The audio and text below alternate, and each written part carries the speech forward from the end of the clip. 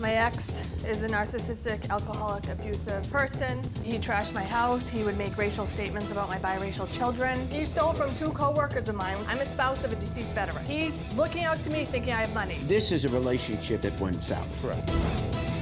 He swings around and rushes towards me to where I have to be like, whoa, what are you doing? Like, what is going on with you? Calm down. And he says, well, leave the light switch on. You did that? Plaintiff Melinda Evans is suing her ex for $4,214 for vacations, car repairs, and stolen money. Defendant Jared Jones claims that any money the plaintiff spent was the cost of being in a relationship. He says he owes her nothing. This is case number 209 on the docket, Evans versus Jones. We have the plaintiff, Ms. Evans, and you are suing your ex-boyfriend, Jared Jones, for $3,794.62 for money spent on vacations, stolen money, and car repairs. And the defendant, Mr. Jones, you are countersuing the plaintiff for $1,275 for the value of your personal property. Correct. Okay, go ahead. Well, I'm here. My ex is a narcissistic, alcoholic, abusive person that really brought a lot of pain to my life. Yeah. And How long have you been with him? We were together for almost 2.5 years. Took a break in between. He ended up ghosting me, so to say. Oh, okay. Part of that. So after 2.5 years, you broke up? 2 years, yeah, he left, and then we ended up connecting again July of 2018. I'm a spouse of a deceased veteran. He's looking out to me thinking I have money. He came back into my life via email, Okay. communicating as far as the money he owes me, and agreeing to pay, make payments, asking if he could pay $150 a month, and so on. Why, okay, why do you say he owes you money? What happened? Well, it started, we would go on trips, and he'd say, well, I can't afford it right now. Can you put it on your credit card, and I'll pay you back a little bit each week when I get paid? So I said, sure. And he would pay a little bit here and there, but then the cost added up. Okay, so he clearly said, I will pay you back. Yes, Do we have evidence of that? Yes, I do. Where were these trips? St. Thomas, Oh, okay. Virgin Islands, I have pictures. Well, there you are. And there you are. And there you are on a ferry. It's very nice. Looks like you're having a good time. Mm-hmm. And you're saying you paid for the trip, Yes, and he said he would pay you back. yes. There's actually 2 money orders as well, which he started to pay back, and on the bottom in the memo, he wrote trip. You come up here with an amount saying $3,326. Yes. That's, Airfare, hotel, rental car, excursion. Got it. Everything. what's your side of the story? Your Honor, I believe she is lying. We first got together back in the summer of 2016. We hit it off pretty well. She just got out of a divorce. So immediately after, we started hanging out a lot, and we would go on trips. I do live paycheck to paycheck. I do have child support, so I never even could afford, you know, an air ticket to fly anywhere. She would say, I put it on my JetBlue card, don't worry about it, we'll take care of it later. Not a written agreement, anything saying you sign this, you pay me back here. So there's no contract, no, a written never, contract on never this? Never a contract. We always do it on a whim, because that's what couples do together. I give, she give. You know, then we moved in together. We both contributed to the home. She never asked for money for mortgage and things like that. She's saying you did pay when you guys got back together again. I started paying for a trip. I don't know which trip it was. It could have been any trip. It could have been a trip to the Cape Cod for $200. So why were you giving her money if you didn't think that you owed her money? She never asked for money for Marco Island when she bought on a nilly-willy. She decided, hey, let's go to Florida. So I started making payments out of the goodness of my heart, but it was never a set amount. She never said, this is how much you owe me, this is how much I owe you. It's in the emails. Your email to her, you're saying, I will give you $300 Tuesday the 9th. I get paid tomorrow, not today, as Monday was a holiday. I'll text you tomorrow as to when I'll be continuing to leave money in the mailbox for you. What is the balance you now have remaining? I know your original amount was around $3,600. Okay, these seem pretty clear that it's more than just casual, that in your mind, as well as obviously in hers, there is, in fact, almost a specific amount that you admit that you owe her, and you're just working out the details of how often it would be paid. She never asked for the money back when we got back together and I moved back in the house. I agree I gave her that money the motivation... $200 every Monday towards her her bills. I was working for Uber and Lyft, and I Venmo'd her PayPal, what it is, $200 every week. She never asked for it. I gave it to her to stay at her home. This is a relationship that went south. Correct. Which Your Honor, is can I explain something? what?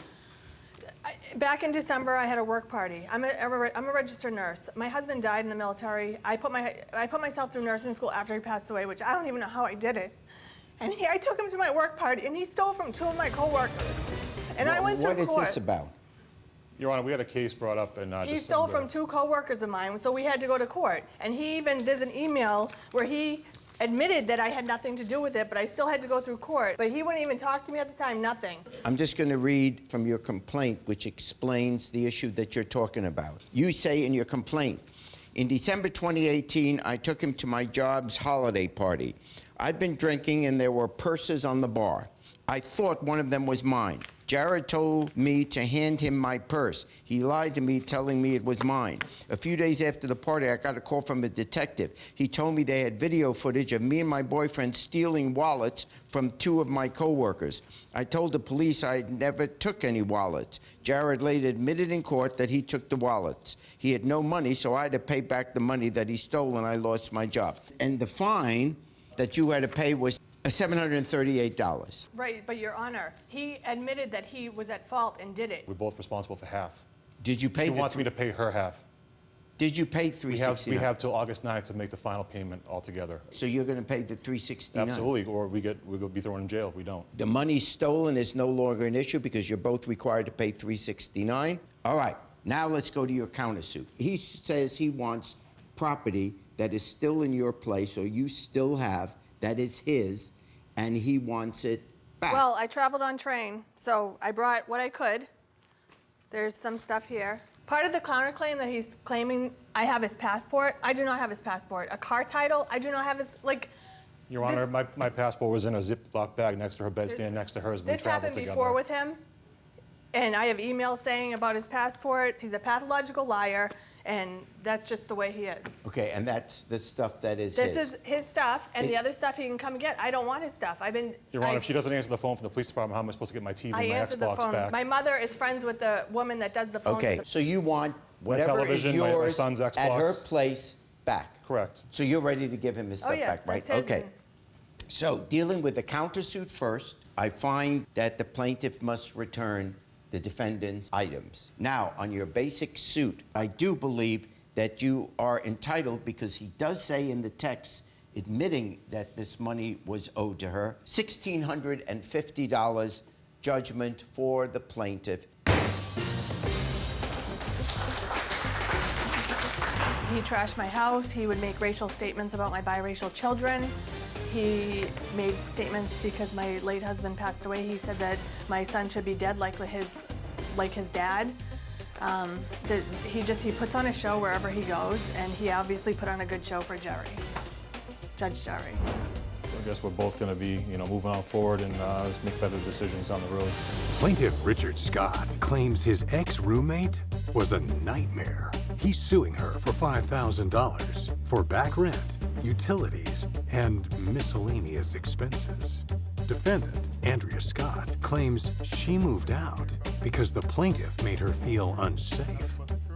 This is case number 246 on the docket, Scott versus Scott. We have Mr. Scott. You are suing your ex-roommate, Andrea Scott, for $5,000 for back rent, utilities, and other miscellaneous items. I ended up having to endure a roommate from hell. I was previously living out of my car. I then ended up moving into the location, and several days later, she You ended moved up being... into what? Was this a house? It was an apartment, and I have the ad for the apartment here. Okay, so you had been living in a car, and then you... Temporarily, yes. Temporarily, I understand. Then you found this ad. We ended up signing on a lease to assume for 6 months out of a 12-month lease. Who signed the lease? The lease was signed by myself, the other roommate that I have, and Andrea Scott here. How long were you there before she became a tenant? A couple of days. Oh, okay, so you got the place first. Right, I was in the place first. Okay, so you signed the lease, and then Right. When this other roommate came, he signed a lease? Correct. And when the defendant came, she signed the lease? Correct. Okay, go ahead. She was pretty much a nightmare from hell. I moved in, was hoping that there wasn't going to be any problems, and that's exactly what I ended up with. Well, what was the problem? She's basically going from a standpoint where she thought she was going to be in control of everything and try to push for her way on everything. Give me an example. Prior to her acquiring internet, I was using hotspot availability. She went ahead and got internet, and at the time, I thought me and the other roommate were done out of being able to get service for ourselves because I thought you could only get one setup in the apartment at the time. One of the few times I ended up talking with her, I offered to pay for a third of it, and I was sure the other roommate would do so likewise, and I was pretty much just snubbed off at that point. Your side of the story. So the reason we're here today is because I was in fear for my life. Mr. Scott is unstable. Almost immediately, I was kind of pushed off because I thought I was moving in with another female. And found out after I'd given this person my deposit and my first month's rent that I was moving in with two males. His name's Richard. His name is Richard, but on the advertisement Yes. that he says he found on Craigslist and I happen to find on Facebook, it doesn't say anything. Oh, it doesn't say who. Yeah, and the person I was speaking to was a female about the apartment. Yeah, explain to me how this works. Okay, so she was in the apartment and she was trying to get out of the lease. So she was looking for people to come in and take over the lease. Oh, I see. So that's how we all ended up there together. But my And she understanding... didn't tell you that the other roommate was male? No. She All right. said you can, after I gave her the money, she said now you can go to the apartment and you can meet the other roommate. And at first, I didn't even meet Mr. Scott. He wasn't there. I met the other gentleman. roommate. Okay. And that's when I found out that Mr. Scott was the other roommate, that he was a male, and that he was in the smallest room, and I would have the second biggest room, and the other roommate had the master bedroom. Right. Well, when I moved in a couple days later, Mr. Scott had moved out of the room that he had moved into the second room, and I was put in the smallest room. So I was just kind of like, 6 months, you can do this. You know, it's just for 6 months. Yeah. So, a couple of weeks after being there, I noticed that we didn't have internet access, at least I didn't. He did, because he had the entire apartment basically to himself. He moved in all of his stuff into the living room, all of his stuff into the kitchens, all of his stuff into his room, and he was on the internet quite often. But I knew I didn't have access to it, so I went to the cable company and got internet. Yes. He did ask me, can we, pay a third of it and have access? I was like, well, no, because I only got enough bandwidth, or whatever you call it, for my few devices that I had. So you were concerned that the bandwidth wouldn't handle 3 people? Correct. Okay. What made the place untenable for you to leave before the end of the lease? I noticed that my internet connection was running slow, my internet was going out, so I checked where it was hooked in. I noticed that someone had taken it and split it, so it wasn't just going to my cable thingy, whatever you call it, router.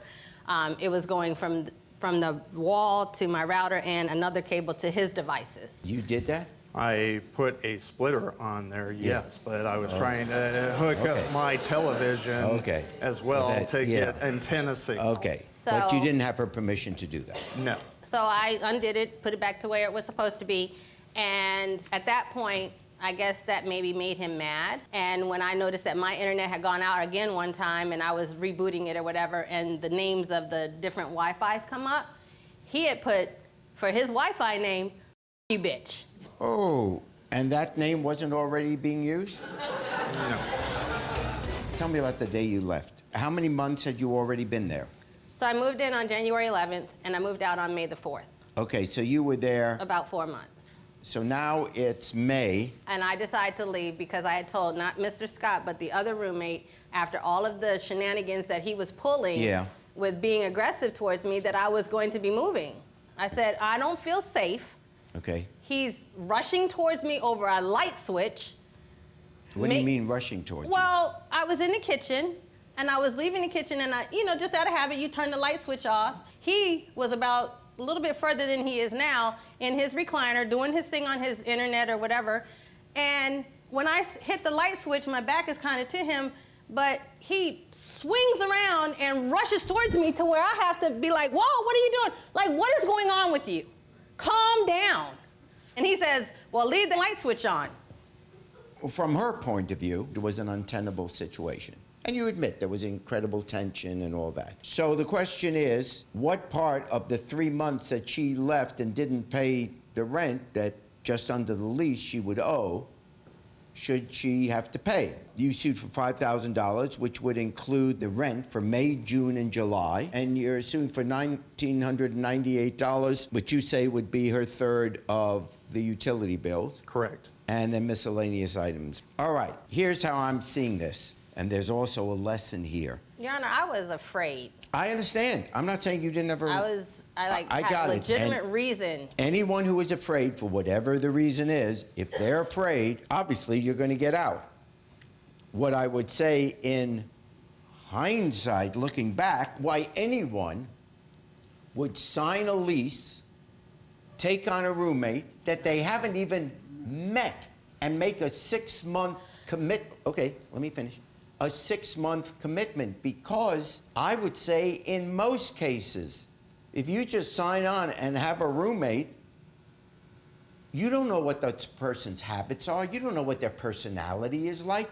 You don't know if they like to drink, if they like to party, if they like to smoke, if they've got a temper, what sets them off. Do they stay up late at night making a lot of noise? You have no idea. And you sign on for 6 months with the responsibility, and you accept the roommate that you have no idea what the roommate's going to be like. Right. And you didn't even know that it was a guy. Normally, there would have to be 30 days notice that you were leaving. That is what is done She when, didn't give when that it's at the month to time. month. I get it. She was afraid.